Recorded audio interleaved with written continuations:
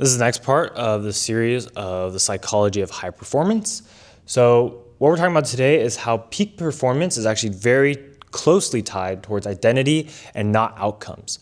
A lot of times we're like, oh, we want to get a certain goal, right? So like, let's say I want to get A's on my test, or I want to, kill this public speaking competition or something. I want to get number one, all these things.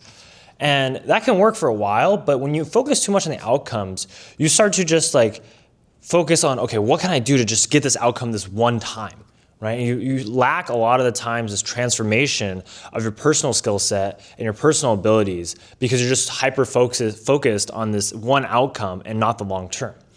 However, if you can change it towards being more part of your identity and have an identity basis of this kind of performance, that's much, much better. So instead of saying, I want to get straight A's on this next test, then you can be like, I want to become a better student, or I am a student who gets A's, right? I want to be a better student who studies and consistently gets better grades. And that becomes an identity shift because you are now a student who does well. That is your identity. You're not just like this one time going to get an A. Because the problem is, yes, you could get an A this one time, but it's like, then you reset and it's like, okay, next time, am I getting an A? I don't know.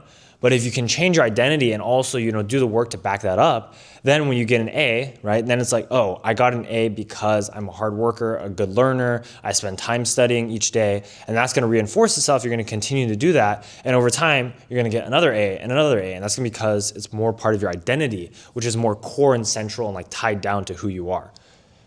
Same thing with a lot of other stuff, right? So it's just peak performance really can be connected with your identity because it just is something that's going to stick with you.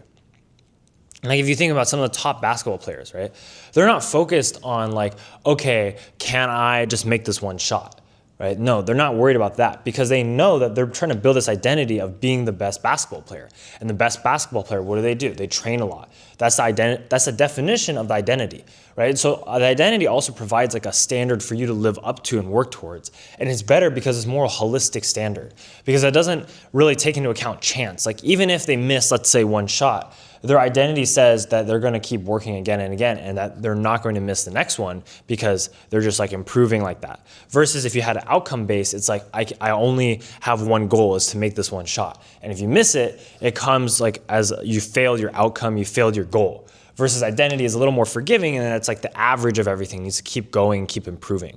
So I think that's the biggest shift you can try to make to achieve higher levels of performance and higher levels of success. If you have any questions, put them in the comments below. Otherwise, make sure you subscribe for more, and I'll see you in the next part.